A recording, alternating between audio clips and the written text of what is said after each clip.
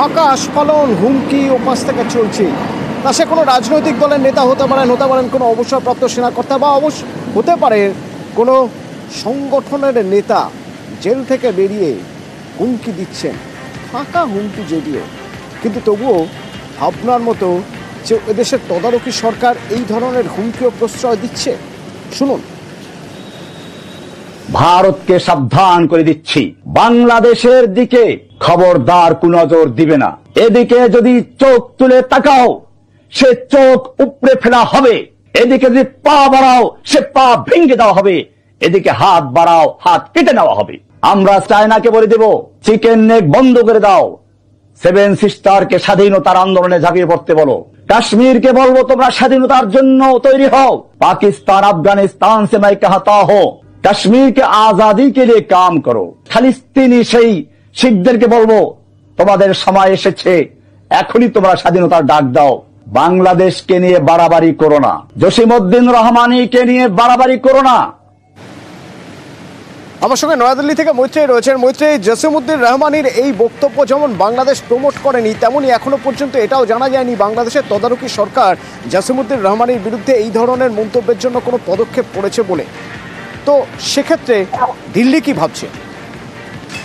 একেবারে দেখো, এই বিষয়টা দিল্লির নজরে রয়েছে এবং দিল্লি কিন্তু এই বিষয়টা নিয়ে যথেষ্ট সচেতন। তার কারণ এর আগে আমরা দেখেছি যে জসিমউদ্দিন রহমানীর এই যে মন্তব্য, শুধু এই মন্তব্যই নয়, অন্যান্য সাংসদের ক্ষেত্রে সোশ্যাল মিডিয়া বিভিন্ন পোস্ট সম্পর্কে ভারতের অবস্থান খুব স্পষ্ট ছিল যে ভারতের ইন্টিগ্রিটি এবং অবস্থান খুব স্পষ্ট ছিল যে ভারতের ইন্টিগ্রিটি এবং সার্বভৌমত্বের উপর প্রশ্ন তোলে এমন কোনো মন্তব্য যাতে না করা হয়। তাদেরই দুই দেশের বন্ধুত্বপূর্ণ সম্পর্কের কথা মাথায় রেখে তেমনটাই কিন্তু ভারতের তরফ থেকে সুস্পষ্টভাবে বলা হয়েছিল। কিন্তু জসিমউদ্দিন রহমানীর সাম্প্রতিকতম যে ভিডিও ভাইরাল হয়েছে এবং যেখানে তিনি সেভেন সিস্টার্স এর সম্পর্কে, অর্থাৎ ভারতের সার্বভৌমত্ব ভাঙার এবং ভারতের ভূখণ্ডকে ভাঙার যে বার্তা তিনি দিচ্ছেন, সেটা দিল্লি খুব একটা ভালোভাবে নিচ্ছে না। এবং আমরা যেটা জানতে পারছি যে দিল্লির তরফ থেকে তাদের যে অবস্থান, সেটা খুব সুস্পষ্টভাবে বাংলাদেশের তদারকি সরকারকে জানানো হবে। এবং আমরা আশা করছি যে দিল্লির তরফ থেকে এই নিয়ে আর কিছুক্ষণের মধ্যেই হয়তো একটা কড়া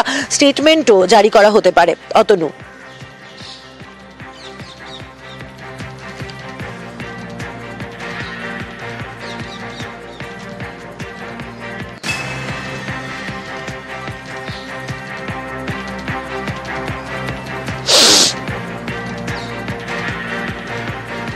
রক্তের বিনিময় মাতৃভাষার স্বীকৃতি পেয়েছিলেন যাদের রক্তের বিনিময় হয়েছিল, যারা লড়াই করেছিলেন, সেই মুক্তিযোদ্ধারা এখন বাংলাদেশে তাদের অবস্থান কি? তাহলে শুনে রাখুন।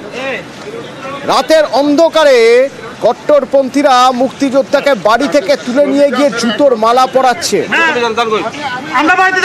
কুমিল্লার চট্টগ্রামে। ভাইরাল এই ছবি। মুক্তিযুদ্ধ বাংলাদেশের স্বাধীনতার জন্য লড়েছিলেন, মাতৃভাষার স্বীকৃতির জন্য লড়েছিলেন। আজ জুতোর মালা পরে ঘুরে বেড়াতে হচ্ছে তাকে।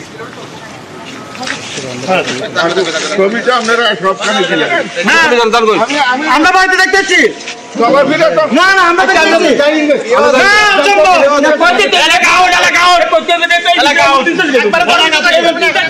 ঠিকই আছে, ঠিকই আছে।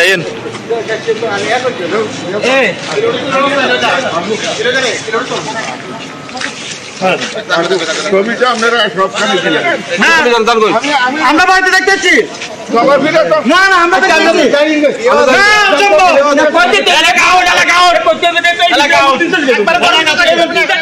ঠিকই আছে, ঠিকই আছে।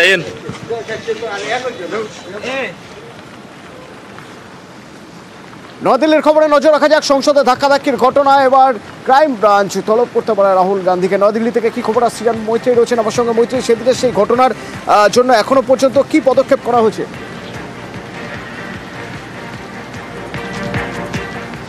দেখো, যে ঘটনা ঘটেছে এবং সংসদ চত্বরের যে রক্তারক্তি কাণ্ড ঘটেছিল তার পরিপ্রেক্ষিতে দিল্লি ক্রাইম ব্রাঞ্চ গোটা ঘটনার তদন্ত নিজেদের হাতে তুলে নিয়েছে এবং দিল্লি ক্রাইম ব্রাঞ্চ সূত্রে যেটা জানা যাচ্ছে যে ইতিমধ্যেই তারা দুই সাংসদের মেডিকেল রিপোর্ট তারা নিয়েছে। দুই সাংসদের বক্তব্য নেওয়ার জন্য আজকে তাদের হাসপাতালে যাওয়ার কথা ছিল, যদিও আরএমএল হাসপাতাল সূত্রে খবর যে দুই সাংসদ আহত, দুই বিজেপি সাংসদ, তাদের শারীরিক অবস্থা স্থিতিশীল হওয়ায় তাদের আজকে হাসপাতাল থেকে ছেড়ে দেওয়ার সিদ্ধান্ত নেওয়া হয়েছে হাসপাতালের তরফ থেকে। ফলে তাদেরকে হাসপাতাল থেকে ছুটি দেওয়ার পরে এবার দিল্লি ক্রাইম ব্রাঞ্চ আগে তাদের বক্তব্য শুনবে, অর্থাৎ যারা আক্রান্ত হয়েছিলেন তাদের কি বক্তব্য সেটা শোনার পর তারা রাহুল গান্ধীকে, অর্থাৎ বিরোধী দলনেতা রাহুল গান্ধীকেও তারা জিজ্ঞাসাবাদ করতে পারেন, এমনটাই দিল্লি ক্রাইম ব্রাঞ্চের শীর্ষ সূত্র থেকে জানা যাচ্ছে।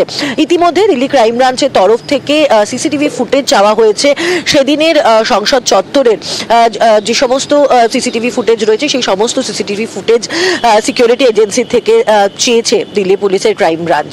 অতনু, ধন্যবাদ।